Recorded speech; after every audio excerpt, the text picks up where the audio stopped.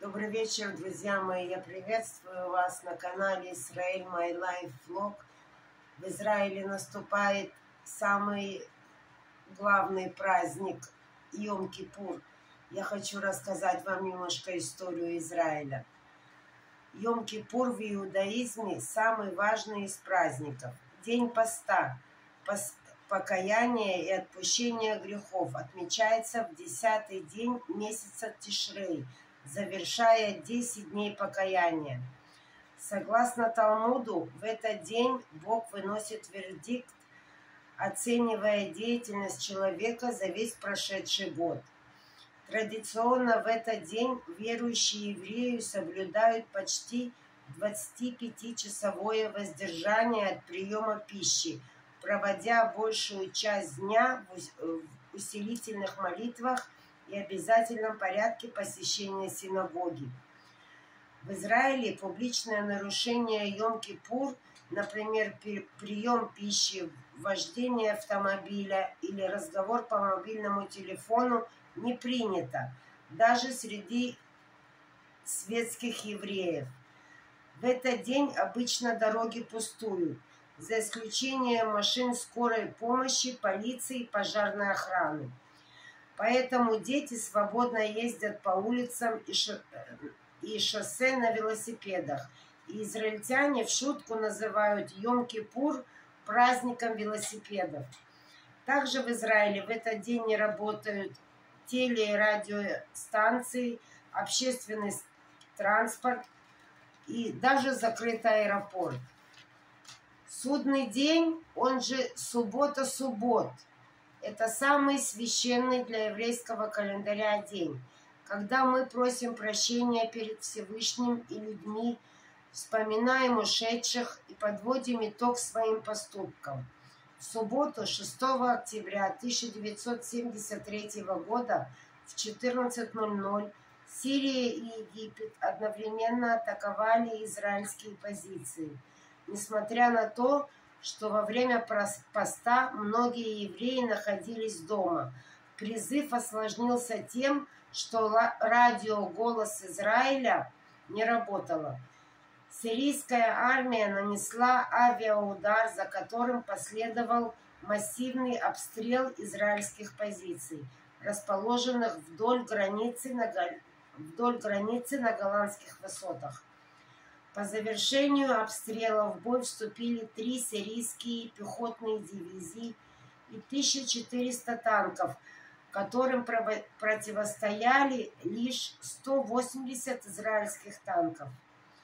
Сирийские вертолеты перебросили десантные войска к горе Хермон, которую защищало всего лишь одно подразделение израильской пехоты и несколько солдат ВВС и разведки. Через несколько часов сирийцы захватили эту позицию. В южной части Голландских высот шли тяжелые бои. Из-за существенного численного преимущества танков сирийцам удалось прорвать линию обороны, и израильским войскам пришлось отступить в Нафах.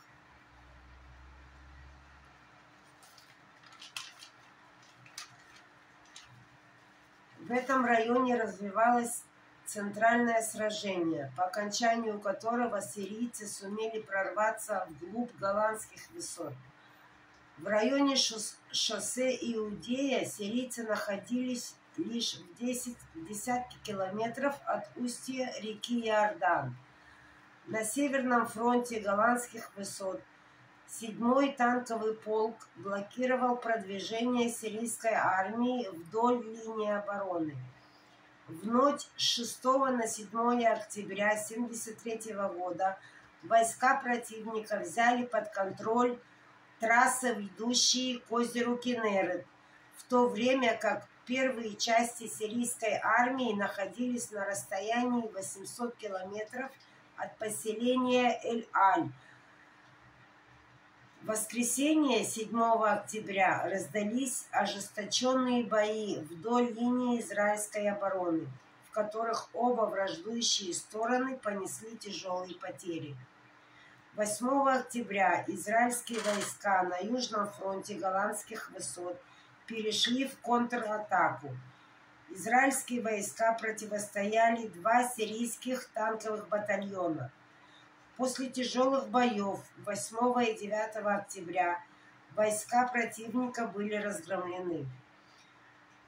На следующий день после тяжелых потерь сирийские войска отошли к фиолетовой черте, границей о прекращении огня. На Северном фронте Голландских высот, которым командовал генерал-майор Рафаэль Эйтан, Цахаль остановил продвижение сирийской армии. Сирийская армия была полностью отброшена за пределы Голландских высот. 11 октября 1973 года израильская армия Цааль перешла в контратаку на территории Сирии. Была захвачена сирийская деревня Мазраат-Бейт-Джаан. Цахаль продвинулся вплоть до Кнаакара, где выступил в бой с 2 иранскими дивизиями, посланными на подмогу сирийцам, оставляя за собой 80 выведенных из строя танков. Иранская армия была вынуждена отступить из-за провалившейся атаки. Используя ситуацию, израильские войска проникли в ближайший район деревни Шамс, неся незначительные потери.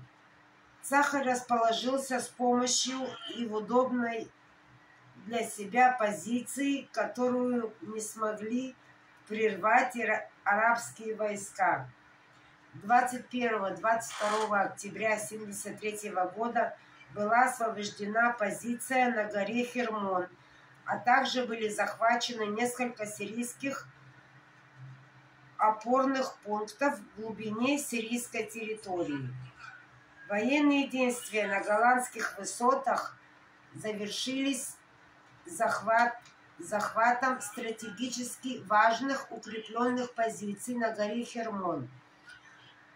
Отсюда Дамаск, столица Сирии, находился в радиусе обстрела израильской артиллерии.